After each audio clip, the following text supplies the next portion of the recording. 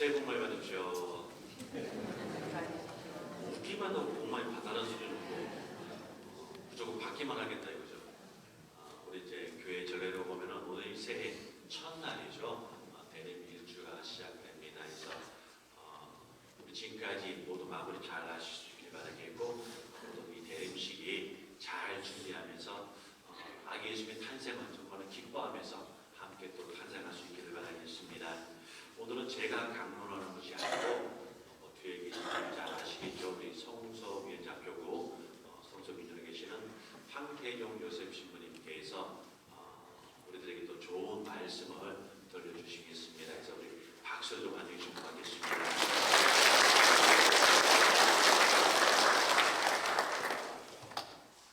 참 예수님, 네 반갑습니다. 예, 반갑지 않으시죠?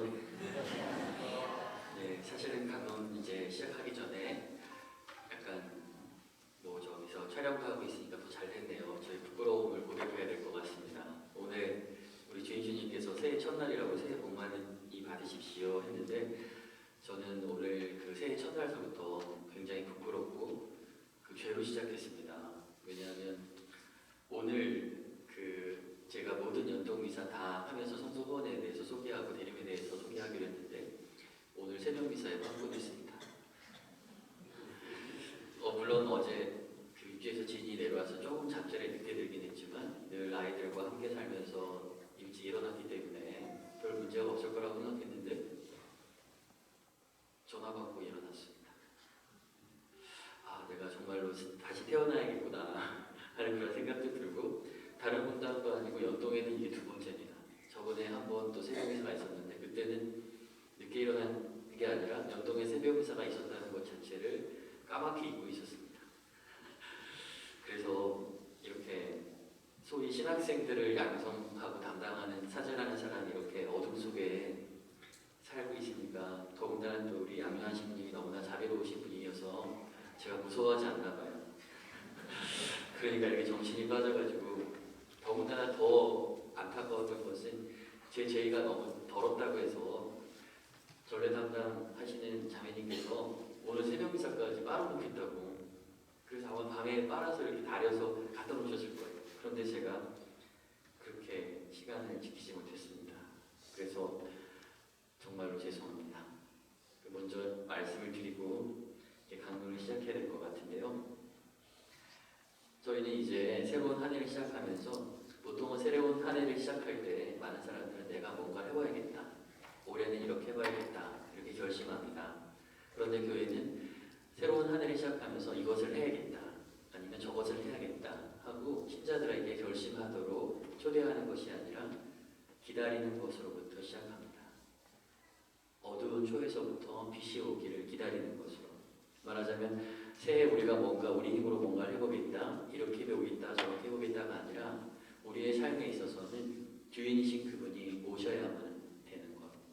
그래서 우리가 지금 무엇인가를 계획하고 다짐하고 결심하기보다는 일단 그분이 우리에게 오시기를 기다리는 그 시간으로 이렇게 시작합니다. 그래서 대림을 시작할 때 내가 뭔가를 결심하고 또 다짐하고, 보통 새해의 시작이니까 그렇게 할 거예요. 이번 대림에는 뭘 해보겠다, 저렇게 해보겠다, 이렇게 해보겠다. 근데 그렇게 결심하고 다짐하지 말고 일단 조용히 겸손하게 주님께서 우리에게 오셔야만 된다는 것, 그래야지만 우리가 무엇인가를 할 수 있다는 것, 그것을 먼저 묵상해야 합니다. 말하자면 우리 삶의 주인이 우리가 아니라 바로 주님이시라는 것, 우리가 그래서 그분을 주님이라고 고백한다는 것을 먼저 묵상해야 할 것 같습니다.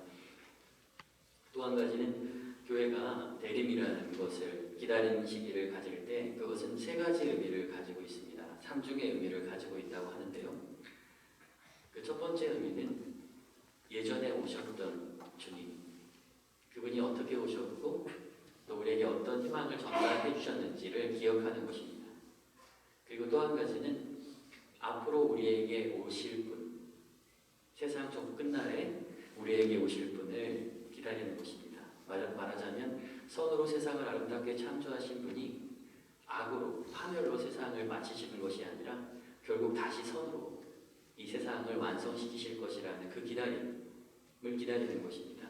그리고 세 번째 중요한 것은 지금 우리에게 오고 계신 예수님을 기다리는 것입니다.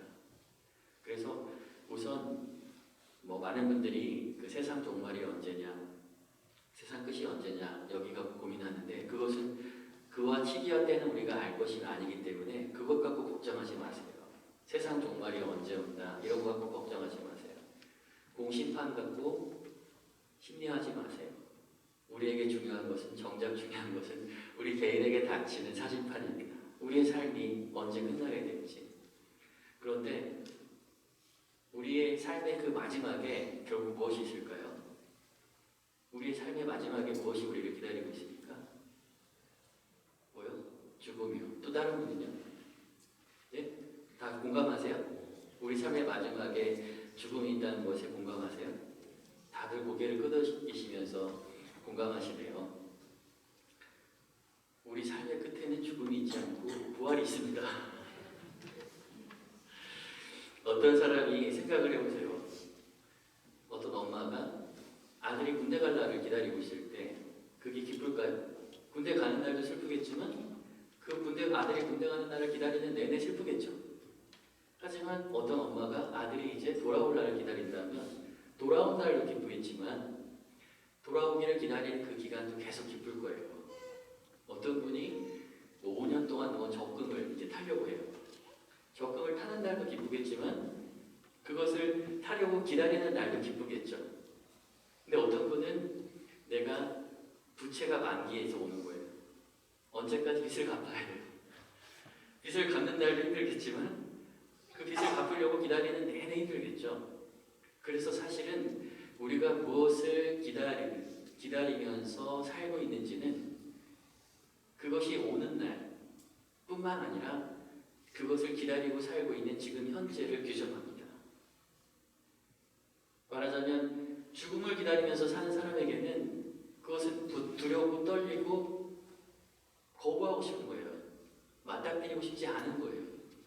그러니까 죽음을 기다리고 사는 사람에게는 삶 전체가 사실 죽음입니다. 기쁠 게 없는 거예요. 내가 돈을 모아도, 내가 건강해도, 내가 무엇을 해도 결국 다 잃게 되는 것이죠.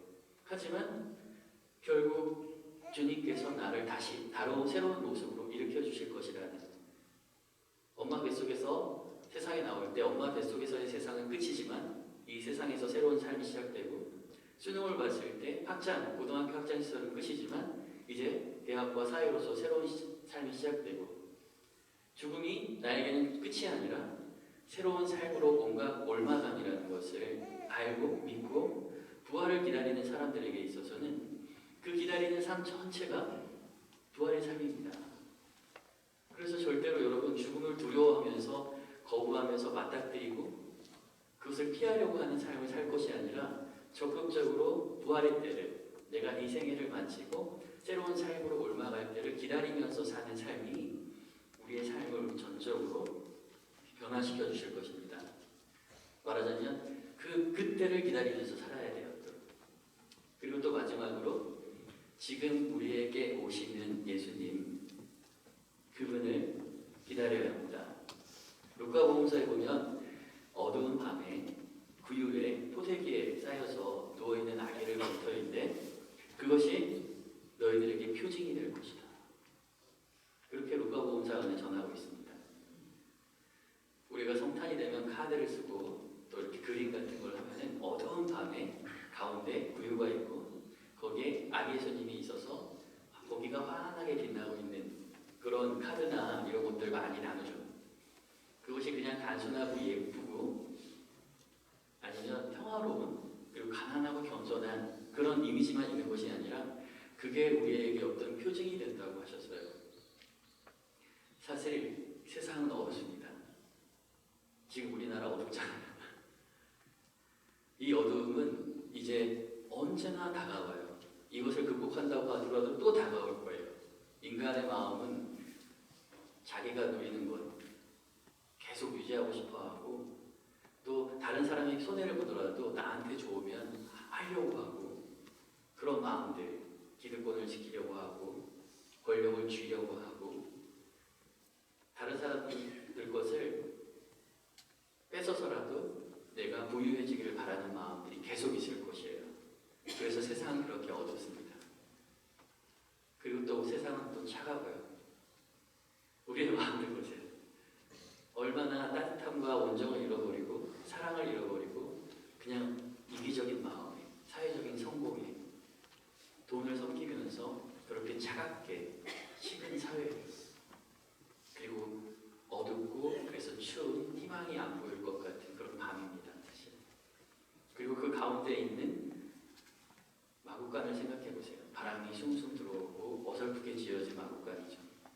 이 세상에 잠깐 지어졌다가 허물어지고 말 집이에요. 그리고 그 집에는 누가 살아요? 마구간이니까 동물들이 살죠. 엉성하게 지어져서 얼마 있으면 허물어지고 그 안에 동물들이 살고 있는 그 마구간, 그것은 바로 우리의 몸을 상징합니다. 그냥 잠깐 허물어지고 말 엉성한 집, 그리고 거기에는 동물적인 욕망들, 욕심들, 그런 것들이 가득한 것이에요. 거기에 누군가가 찾아옵니다. 성모님과 요셉 성인, 그 성모님의 순종과 요셉 성인의 겸손함, 그 마음이 찾아오고 거기에서 정말로 새로운 생명인 예수 그리스도, 그분께서 태어나신 것입니다. 그리고 그 마구간은 이제 전혀 새로운 의미를 가지게 되죠. 마구간인데 그 안에 누가 살아요? 지금 누가 있어요? 하느님이 계시죠. 하느님이 함께하는 집, 하느님이 있는 집을 무엇이라고 합니까? 여기 지금 연통이 무슨 성전이에요. 하느님이 함께하니까. 예수님이 우리에게 오시면 마구간과 같은 그 집이, 우리의 몸이 하느님께서 거처하시는 성전이 됩니다. 그래서 우리는 집주인을 맞이하려고 기다리는 것이지 도둑이나 종을 기다리는 것이 아닙니다. 오늘 복음서에서 분명히 사람의 아들이 올 것이라고 했고 도둑이 오는 것은 말이라고 했어요. 사람의 아들이 우리에게 온다는 것은 그분이 이제 내 삶의 주인으로 그분이 나를 이끄실 것이고 나는 그분의 뜻에 나를 모원한다는 걸 의미해요. 이걸 기다리는 것은 사람의 아들을 잘 기다리는 것입니다. 하지만 도둑을 기다린다는 것은 무엇이냐면 집주인의 자리를 자기가 대신 차지하는 것이에요. 그래서 많은 분들이 대림을 기다리면서 사람의 아들이 주인으로 오셔서 내 삶을 이끌어 가시기를 기다리는 게 아니라 누군가가 이제 예수님이 오면 내가 주인이 돼서 예수님이 내 뜻대로 다 행동해서 내가 바라는 모든 것을 들어주기를 기도해요. 거기서 도둑이 오게 되는 것입니다. 혹시 여러분 대림을 기다리고 성탄을 기다리면서 주님, 이제 저의 삶을 당신께 봉헌하고 당신이 저에게 오시면 당신 뜻에 따라서 복음의 가르침에 따라서 살겠습니다 라고 기도하십니까? 아니면 이번 대림 기간에 열심히 기도할 테니까 예수님 이것도 들어주시고 저것도 들어주시고 이렇게 꼭 해주시고 우리 자식 어떻게 하게 해주시고 내 남편 어떻게 하게 해주시고 이렇게 기도해요. 말만 주님이지 종한테 명령하는 거예요. 내 뜻대로 좀 해달라고. 그게 바로 도둑을 맞아들이는 것입니다. 그래서 지금 우리에게 오시는 예수 그리스도를 맞아들인다는 것은 그분을 주인으로 맞아들여요. 내 삶의 종이 아니라 그런 준비를 하셔야 돼요. 그래서 그렇게 하게 되면 그게 바로 그리스도의 힘과 그분의 뜻에 따라 살게 되는 복음화되는 것입니다. 그래서 사실 어떤 본당의 선교율, 전체 인구 중에 신자 비율이 얼마다, 이걸 복음화율이라고 하고 선교율이라고 하는데 엄밀한 의미에서 이것은 단지 세례받은 사람들의 숫자와 또 열심히 냉담하지 않고 성당에 나오는 사람들의 숫자이라고 합니다. 정말 그 본당 공동체의 신앙의 척도를 가늠하는 복음화율은 드러나지 않아요. 신자들이 얼마나 무늬만 신자가 아니라 하나님의 뜻에 따라서 살고 있는지 그 척도는 드러나지 않아요.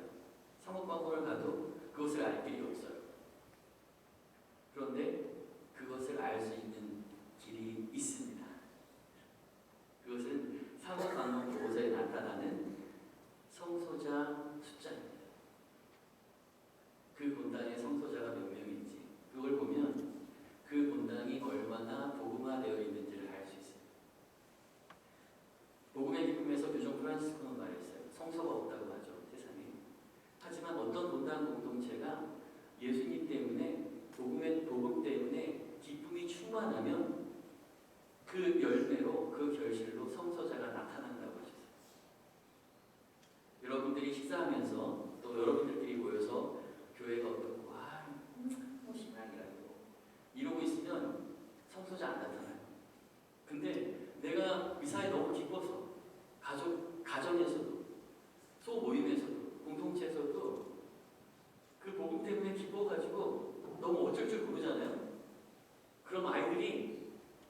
신부님 되게 옵션이 되겠다고 나타나기 시작해요.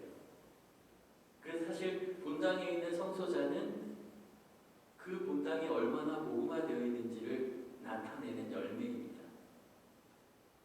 그래서 아무리 뭐 조직이 많고 행사가 많고 참여도가 높고 막 해도 그 사람들이 복음으로 기뻐하지 않으면 열매가 맺히지 않아요. 그 젊은 사람들이 이 어른 신자들의 그 삶을 보고 내가 정말로 사제가 되겠다, 수도자가 되겠다고 결심하지 않아요. 그렇죠? 부모와 아내가 가족이 정말로 기도하고 그것 때문에 기쁘게 살면 자식이 나도 신부님 되고 싶다. 근데 열심히는 생활하는데 집에서 밥 먹을 때는 자녀들 앞에서 아이고 지금 어떡하고 아이고 수행 어떡하고 이러면 누가 사제가 되고 신부님 되고 싶다고 아이들이 나타나겠어요. 안 드러날 것 같죠? 당신들께서 어떻게 생활하는지 성소자 숲으로 다 드러납니다. 그래서 아무리 오래되고 신자가 많은 본당이라도 성소자가 나타나지 않는 건 생명력이 없기 때문입니다. 복음의 기쁨이 그 안에 없기 때문입니다. 그래서 성소자는 굉장히 중요합니다. 그 본당을 가늠합니다. 근데 예전에 계시던 주인 신부님 예전에 계시던 김기량 본당 수녀 엄청 많이 봤어요. 그렇죠? 여러 명 봤어요. 그리고 사실 성소자가 없었는데 굉장히 성소자들이 많이 늘어나고 성소 혼회가 결성된 다음에 학생들이 지금 스페이스학교 우리 예비 성소자 모임, 성소 식별 모임에 많이 나옵니다. 제가 주인님한테 잘못했기 때문에 잘 보려고 이러는 게 아니에요. 사실은 그래서 연동당에도 이제 새롭게 성소자 모임, 성소 후원회를 만듭니다. 그래서 성소 후원회는 사실 여러분 모두가 되어야 됩니다. 성소를 위해서 기도하는. 하지만 특별하게 정기적으로 늘 모여서 함께 기도하고 또 성소 후원을 성소를 후원할 수 있는 일을 찾고 성도자를 위해서 기도하는 그런 모임을 만들게 돼요. 그리고 우리 본당에는 이제 연동본당 처음으로 출신 신부님을 배출하려고 준비하고 있잖아요. 그렇죠? 서원 앞에도 우리 신학생이 열심히 지금 공부하고 있잖아요. 그러니까 서품식도 준비해야 돼요, 사실. 그래서 이제 원래 주교님께서는 그 뭐 교무금에서 얼마 돈 내는 거 그거는 원하지 않으세요. 성도 후원금을 더 많이 낼 수도 있어요. 왜냐하면 그거는요 돈만 내지 기도하지 않으니까 내가 마음을 전달해주지 않으니까. 그리고 교무금에서 얼마 한 달씩 더 내십시오 이게 아니라 그렇게 하지 말라고 하셔요. 그렇게 강의 신자들한테 강요하지 말고 자발적으로 신자들이 내가 성소 회원이 돼서 얼마씩 후원금을 주도록. 왜냐하면 그렇게 하게 되면 성도자들에 대해서 관심을 갖게 되고 그렇게 단순히 금전적인 후원금을 낼 뿐만 아니라 기도할 수 있으니까요. 그리고 마귀들이 한 사람이 사제가 되는 것을 얼마나 막겠어요. 한 사람이 사제 선물을 받고 죽을 때까지 예수 그리스도의 성체를 나눠주는 그 횟수를 생각해 보세요. 영성체를 해서 그리스도와 일치를 이루는 것은 우리 영성, 우리 기도 삶의 최종 목적입니다. 주님과의 일치. 근데 그게 성사적으로 미사 안에서는 바로바로 이루어지는 거예요. 얼마나 많은 사람들이 성사를 통해서 영성체를 하면서 회개하고 마음을 바꾸고 절망과 그 어려움 속에서 다시 살아가려고 희망을 했겠어요. 한 사제가 첫 미사에서 성체를 나눠주기 시작하면서 마지막까지 신자들한테 성체를 나눠주면서 세상을 성화시키고 사람들의 삶을 다시 일으키고 하는 그 모든 업적들을 보세요. 한 인간의 일이 아니라 하나님께서 그 사람을 통해서 하는 일을 보세요. 마귀가 얼마나 그렇게 하지 못하도록 막으려고 할까요? 정말로 여러분들의 기도가 필요합니다. 특히 서품을 앞둔 신앙생이 있을 경우는. 그래서 너무 말이 길어지는 것 같아요.